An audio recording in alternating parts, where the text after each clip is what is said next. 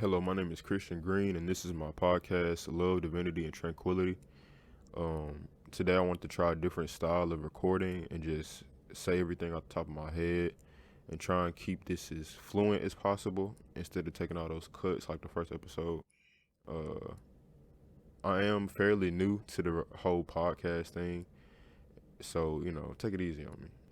But today, I wanted to talk about the illusion of fear and how every possibility or every problem that we create for ourselves is is it has no real presence.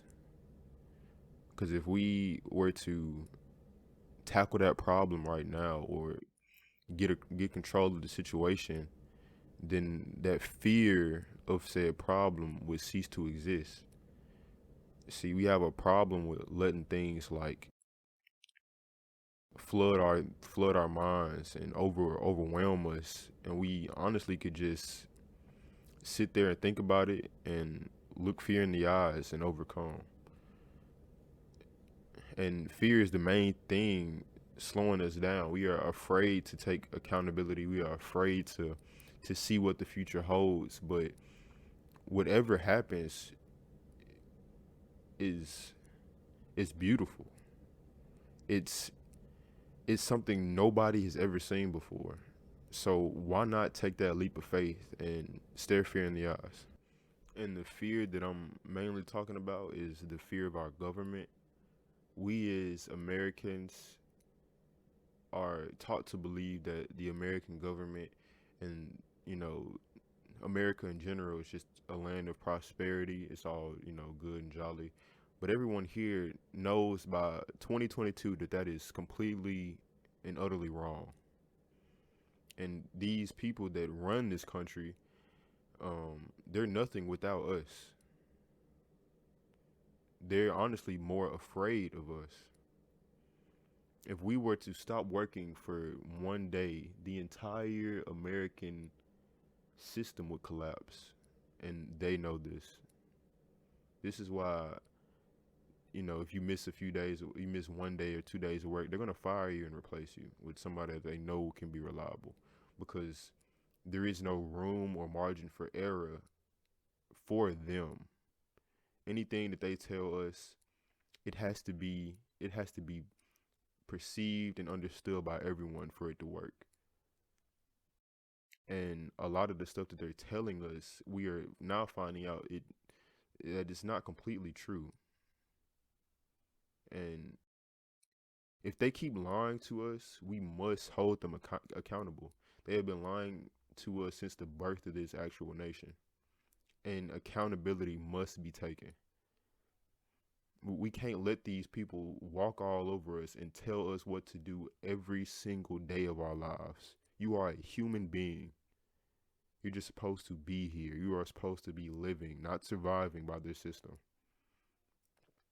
And it breaks my heart to see everybody feel so feel so entrapped in the system, and life outside of this is so basic. It is so much less stressful. And it's not even that hard to comprehend, because it's a part of our history. It's a part of your life. It's a part of it's a part of everything around you. Like, the technology that we use today, it's only been around for 80 years. But these teachings of growing your own food and knowing how to predict the weather and knowing how to live outside, it's all a part of us. So what are we afraid of? It blows my mind to think that the majority of the people that work here are in debt. They're working to get out of debt, and it's basically impossible to even work yourself out of debt here. The cost of living, which is a bizarre phrase, is insanely high right now in this moment. Like, you can't Gen Z can't live. I'm sorry. We can't even survive. We can't have children.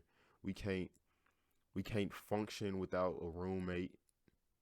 We can't do a lot of stuff because y'all have given us nothing to grow off of, nothing to build on.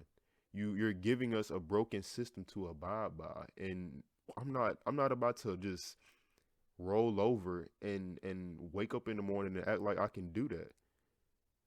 And my words will be heard. Something must be done about the current situation, our current living situation, because the majority of the world is suffering right now, and that is a problem.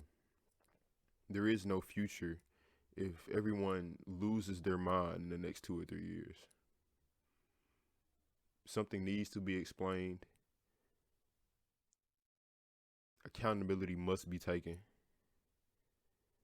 and life will change in a matter of time. Now, I'm not trying to say that the people, the people at the head of the ship, the people controlling the the other 99, the 1% that controls the 99. I'm not saying that those people are evil. I'm not saying that they have a vendetta against us. I'm saying that everyone has been caught in the paradox of fear. We have been caught in the illusion of time. And our parents and their parents had a certain way of thinking. And that passed down to that child, to that person. So it's not like you can you can blame them for the way that they think or be upset that they have taken this path, because that's the only thing that they have been shown. Majority of the people never get to see the real world, and it's crazy to think about. The majority of the people in America have never experienced racism. They've never they've never been discriminated against, and that does alter your way of thinking. That changes your outlook on life. So we're all human. We've all made mistakes, and we can all improve. There's no reason for us to be trying to start wars or having these debates over the pandemic, having all of this confusion around something that could be as simple as the word simple. I don't know how else to put it. We are deceiving ourselves. We are drowning in deceit. And this chaos can't go on if we want a future. There must be order. There must be some type of limitation on how much misinformation we feed ourselves. You can't be lost in confusion and think that you're living life. You're not. You are you are following the system, feeding into their lives, and making your own life harder. So how long until we stand up for ourselves? How long until we look them in the eyes and we say, fix the problems that you created for us? They know everything. So we must hold them accountable. I'm tired of saying that. We don't know much of anything outside of living in the city. The technology already exists for us to live outside of a city or a society. Just think, if every neighborhood had their own garden to manage, like, that would pretty much solve all of our problems. I mean, it's basically that simple. Or like if every city had an indoor farm, like a farm that can grow food year round, that would solve our problems. Just think of how simple the solution is. You risk your life every day to go to your little job, driving in that car. You risk your life going to work for a future that is not guaranteed, or a future that honestly you don't even want. You're driving in that car trying to get to work, hoping that it ain't no traffic jam so you don't get fired. Are we really this lost? Are we this controlled by them? Your entire life can be determined by a traffic jam. This system doesn't work anymore. There's too many people for this system to work. The majority of the people in the workforce right now are probably in their 30s to 60s and working for basically the entirety of your life doesn't make sense. It's growing out of fashion. Now listen very closely when I say this. If you are afraid to lose your job, then you are not free. Now if that shook you to your core, then this is probably a big wake up call for you. This country is not the land of the free. Now you get to go home, watch TV, eat your burger, but that don't make you free. Cause without that job, none of that stuff is available for you. So what are we really doing right now?